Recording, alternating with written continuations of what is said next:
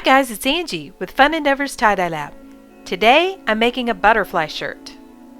My shirt has been washed and dried, soaked in a soda ash solution for at least 20 to 30 minutes. Then I wrung it out in my Panda spin dryer, and so it's just barely damp. I have it turned inside out, and because I'm going to put the butterfly on only one side of my shirt, I need to go ahead and isolate the front. But I want to find the middle of my shirt first. So I'm going to fold my shirt in half and use a washable marker and make a mark down at the middle of the bottom and the top of the shirt, and I'm going to do it on the back side as well. I don't end up needing the marks on the back, but I went ahead and made them just in case. Now to isolate the front of my shirt, I just grabbed that mark that I made at the front on the bottom and the one that I made on the top. Lift my shirt up off the table and gently shake it. Then I'm going to find a spot on my shirt where I'd like to put my butterfly, and I have a butterfly stencil that I'm going to lay on my shirt and trace around with the washable marker. For designs that I use all the time, I like to go ahead and just make a stencil for those. So what I do is I just draw a butterfly that I like the shape of, then I trace it onto a piece of plastic cutting board and just cut it out. That way each time I'd like to make a butterfly shirt, I can just pull the stencil and it's a shape that I already know that I'm happy with. But you can just go ahead and freehand a butterfly on if you'd like with a washable marker. Then I'm going to fan fold this line.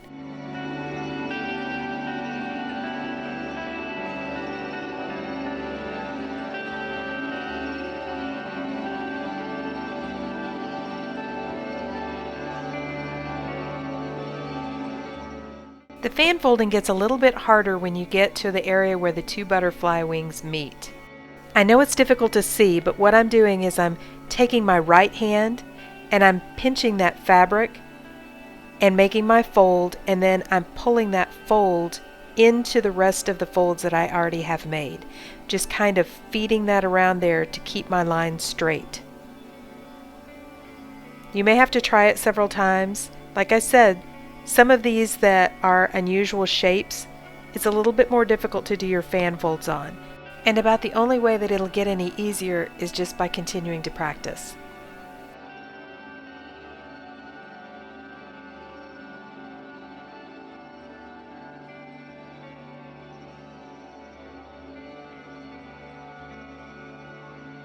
It's a little harder too in the very end when you're making that last curve in the butterfly wing.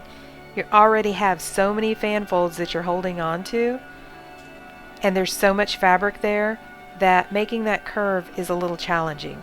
You just kind of have to, here again, go slow and work with it.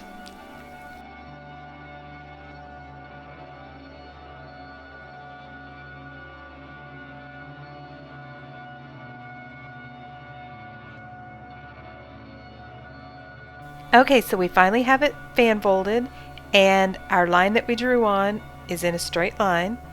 I'm going to straighten a few of these folds out, make sure they're as close to perfect as I can get them. And then I'm going to use my sinew to tie it up with. Because I have so many folds, I'm going to hold on to these really well, and I'm going to put my sinew around and barely tighten it down. Just do a couple little wraps on it and give it a gentle tug to make sure it doesn't move my fan folds. Sometimes if you just immediately try to pull it really tight, the fan folds will move a little bit, and after all this work, we don't want that aggravation. So I'm just going to give it a little tug. Then when my fan folds are still in place and nice and secure, I'm going to wrap it a little bit more and pull it tighter.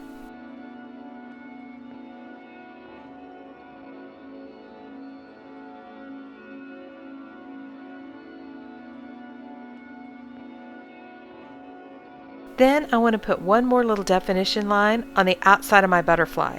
So I'm going to do a couple of wraps with sinew with that and tighten it down as well.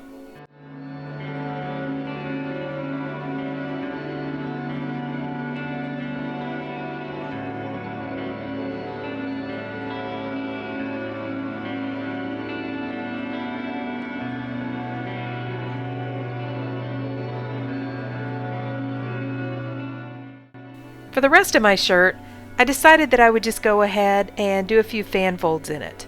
Initially I thought maybe I'd put another design on the back, but I went ahead and decided against that. So I tucked one sleeve inside of the other one, and when I do this, I go ahead and line up those seams that are in the sleeves. I put those next to each other so that I get the sleeves nice and smooth.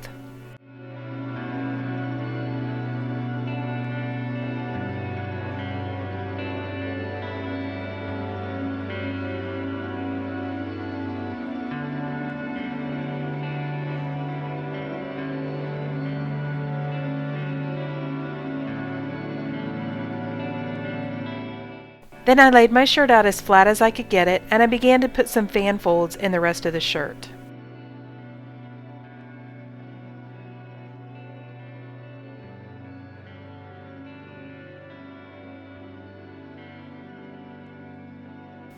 When I got to the area where the sleeves and the top were, I went ahead and just took the sleeves, laid that out kind of flat, and took the sleeves and tried to crumple them down in to flatten them out. It's kind of hard to explain, but I think maybe you can tell by the video a little bit of what I was doing. I'm just trying to put some folds in the shirt. It doesn't have to be perfect. I just want a little bit of extra design in this part of the shirt.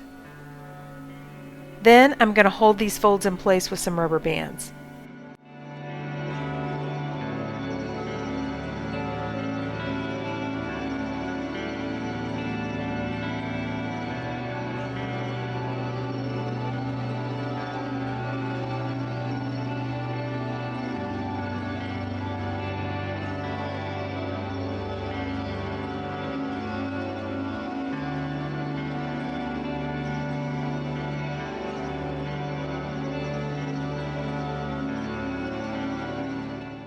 For this shirt, I'm going to do a combination of liquid and ice dye.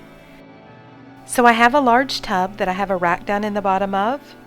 I've put my shirt on top of the rack so that it keeps it off the bottom of the tub, and it's not going to be down inside the muck. Then I've got silicone cake molds that I made a barrier around my shirt to hold the ice in place. I'll put a link to these down in the description. I'm going to begin by adding on my liquid dye first. For the butterfly area, I'm using soft orange from Dharma Trading Company, and the definition line right outside of that, I'm using lemon yellow from Dharma Trading Company.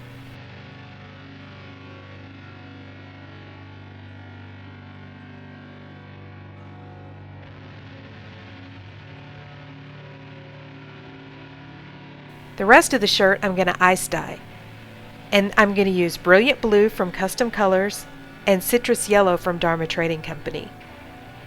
I'm beginning with the Brilliant Blue right up next to the butterfly, and then I'm going to do 2 more stripes of that on the shirt and add the Citrus Yellow in the spaces in between.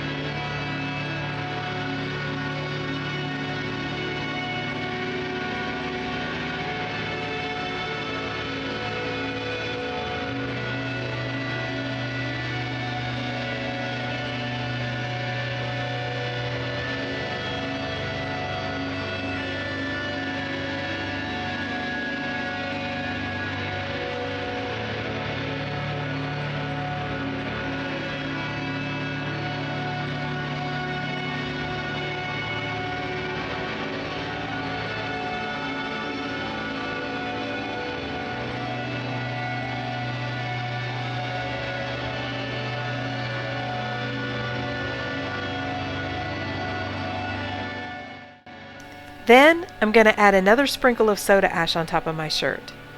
And I do that so that as the ice melts and it runs throughout my shirt, if part of the original soda ash that I soaked my shirt in gets rinsed out, this additional sprinkle of soda ash that I put on top of my dye will be there to still help the fabric react with the dye. Now I'm going to add a thick layer of ice, then put the lid on my tub and just go set it outside.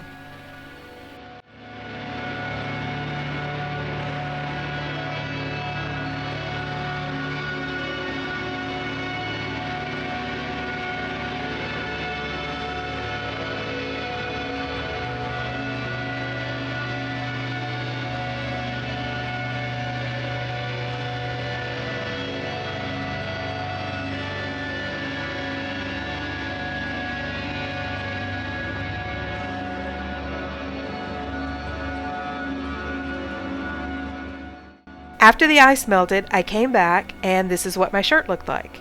I checked the bottom side and the dye had run all the way through my shirt, so I went ahead and just left it alone. Put the lid back on and I let it continue to process for 24 hours. And this is what our shirt looks like. I made a couple other butterfly shirts, so I thought I'd put the photos in for those as well. This one I just freehanded the butterfly on with a washable marker. I did the butterfly and the heart in liquid dye, and I did the rest of the shirt in ice dye. This third one I used a smaller butterfly stencil because this is a small shirt, and did the whole entire shirt with liquid dye. If you guys are enjoying watching my videos, I sure would appreciate it if you'd subscribe to my YouTube channel. All you have to do is hit the big red subscribe button. Thank you all for watching, and I hope you have a great day.